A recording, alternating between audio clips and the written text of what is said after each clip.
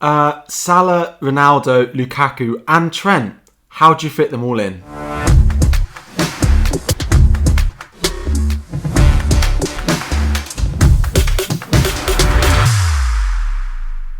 What is up everyone? Welcome back to another video. So following on from yesterday's wildcard draft, this is the second in the three-part series. So we're going to have a look this time at a 4 premium draft. So we're going to have a look at how we fit all those premium forwards, midfielders and keeping a good defence in our team. So we looked yesterday at a big at the back draft, but this is the second one. Not maybe focused quite so much on the defence, although it will still have a decent defence for you, but more focusing on how do we get some of those premium forwards that have come into the game this season into our FPL teams.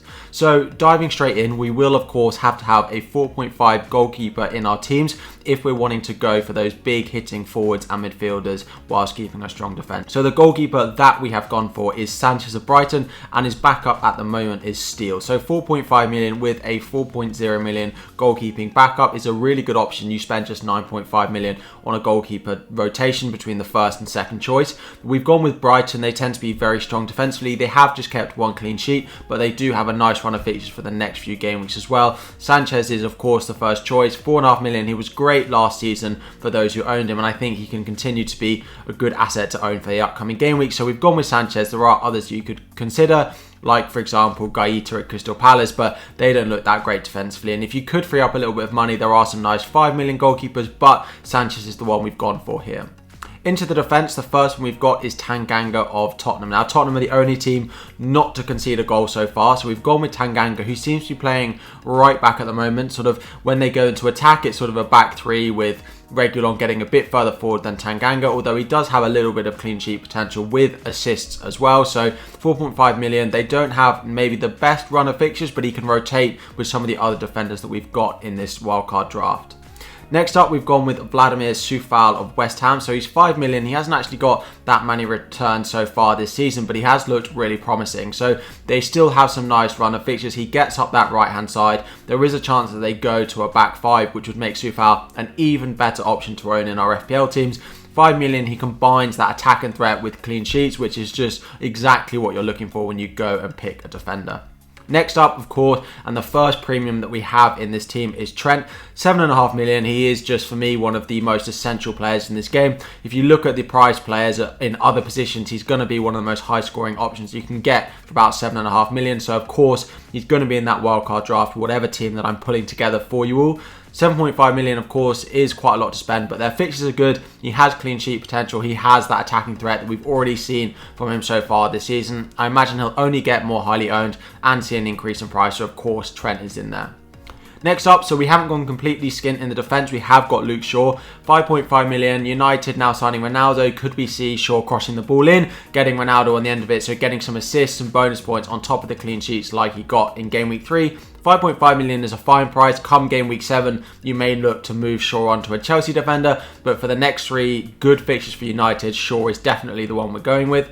And finally in the defence, we've gone with Conor Cody of Wolves. So Wolves have had a difficult start to the season, not kept any clean sheets, not scored any goals, but they've looked really good and they have a really nice run of fixtures starting in game week 4. Conor Cody is the one I've gone with. I would also potentially consider Semedo if you have the money to get to him, but I needed the money elsewhere in this team, so we have gone with Conor Cody. So that is a strong 5-man options in defence that you've got. You can play whichever ones you want depending on their fixtures. Moving into the midfield, so we start off with 2 4.5 options. Now the ones we've gone with are Allen and Sissoko. Now the other one that we could go with here is Billy Gilmore at Norwich. Those 3 for me are the ones that have the most attacking threat, most assured starts, and the clean sheet potential on top of it with a sort of occasional 3-pointer. Sissoko probably playing right mid if they play a 4-4-2 at Watford, or the most attacking in a midfield 3 if they play a 4-3-3. Allen playing sort of CDM, but he has already picked up an assist so far this season, so they can sit happily on your bench each week and pick up points in case you ever needed them,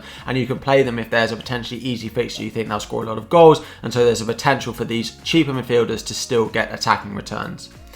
Elsewhere in the midfield, we've gone with Demarai Gray, so he started very well for Everton with 2 goals in the first 3 game weeks. He is just 5.6 million, which is a great price. Everton have a cracking run of fixtures starting now, so 5.6 million for him. He should continue to start. I don't see any reason why not. With Calvert-Lewin up there, he'll be putting crosses into the box. He'll be the main, one of the main creative forces, as well as having that direct goal scoring ability. So he's a very direct player who likes to run at the opposition. So 5.6 million for him is a really good price given the Everton run of fixtures. Next up, the next premium we have is Mo Salah, 12.5 million. Of course, he's going to be in here. Probably the most essential player for me this season. He's just going to be in my team, and I think he should be in all of yours as well for the mainstay of the season. Just ticking along those points. Is a great captaincy option pretty much every week. Happily put my armband on him whenever he has a decent enough fixture. He is scoring goals, he's on penalties. He can score against anyone. As we saw in game week 3 against Chelsea, he literally can score goals even when you maybe don't expect him to. He had a quiet game against Chelsea, but of course, as a penalty taker, those goals can come against anyone. And the final midfielder we've got is Jack Harrison. So Leeds, again, have had a potentially difficult start to the season, but from game week 5, they have an incredible run of fixtures. Harrison scored 2 goals in their recent cup match. So again, 5.9 million. Now he's had a price drop. Is a really good price. So again, it's one of those things, I could have gone for Rafinha, but in order to squeeze those 4 premiums into your team, going Harrison over Rafinha is one of those options that I've decided to do to help get those 4 premiums into your FPL team. Now up front, the first one we're going with is Cristiano Ronaldo. So 12.5 million. I do think if you're on a wild card, you do get Ronaldo in. Now, if you're not on wild card, it may be slightly more difficult, but he's got to be in there if you are playing your wild card, whether you go in combination with another premium forward or you just go with Ronaldo. He is definitely there with Newcastle and then another couple of nice fixtures after that in game week 5 and game week 6. 12.5 million. I think he'll be on penalties. He's definitely going to be ready to start now that he's not playing that final Portugal game during the international break, and he's coming back to England in order to start his 5-day quarantine so he can be training ahead of that Newcastle fixture. 12.5 million, it's Cristiano Ronaldo. He's got to be in your team. What an option to have. Now, looking at this team, you're probably wondering exactly what formation we're going to play. Sure, Soufal, you've got a lot of good defenders in there, but you do have 2 budget midfielders in your option. So this would probably be a 4-3-3 option. So you'd play Shaw and Trent every week. And then you've got Soufal, Tanganga and Cody who have good defence options and have nice fixtures coming up. So you can just rotate the 3 of them to 2 positions depending on who has the best fixtures. But we know that West Ham and Soufal, he can get attacking returns against anyone. Cody has a great run of fixtures and Tanganga plays for a defence that are yet to concede a goal in the Premier League. So they are really good defences that you could rotate between your team depending on who has the best fixtures. Now, elsewhere up front, we of course have Mikel Antonio. Now, I'm not going to put an option in your FPL team that doesn't own him. He is a 7.9 million option that is scoring points at the level of a premium player. Now, he's the highest scoring player, both in goals, assists, and FPL points this season. So, of course, he should probably be the first name on your team sheet ahead of the likes of Ronaldo and the other players. Make sure you've got Antonio in your team. He's going to continue to score points when he stays fit. They do have Europa League coming up, which is a slight worry, but I can see his minutes maybe being managed, maybe playing 70, 80, and that is more than enough time for Antonio to continue to score as many FPL points as he has done. So, of course, we're going with a 4 premium draft, but Antonio has to remain in that team. And finally, the last premium we've gone with is Lukaku. Now, he has a good fixture in game week 4, and there is a great run of fixtures for Chelsea from game week 7. So Lukaku is in there, so we can look to target that straight away and then potentially combine that with a Chelsea defender, which you could look to sell Shaw from, or another way in your midfield, for example, go cheaper and get Mason Mount or something like that. But Lukaku is the focal point of that Chelsea attack. Previous seasons, there was a lot of interlinking between the likes of Havertz, Mason Mount, Timo Werner, but now Lukaku is that focal point of the attack, and he of course is going to score goals. 11.5 million is a good price for him. He will score goals this season. Maybe not that many assists, but we don't need that when he's scoring goals pretty much every game, which I think he is capable of.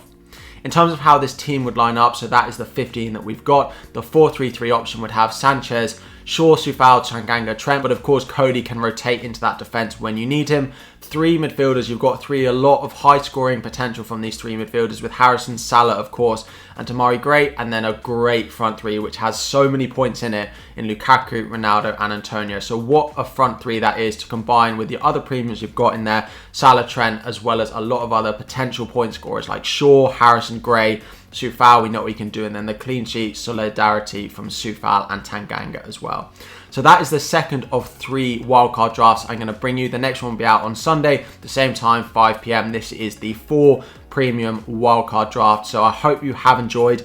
Do like the video if you have, it really does appreciate it, and drop a comment down below as well. It really does help me and the video grow. So subscribe as well, turn on notifications so you get that reminder when these other videos do come. Enjoy the international break. We are a week away from game week 4 coming around. Enjoy your wildcard tinkering if you are on wildcard, and I will see you all very soon.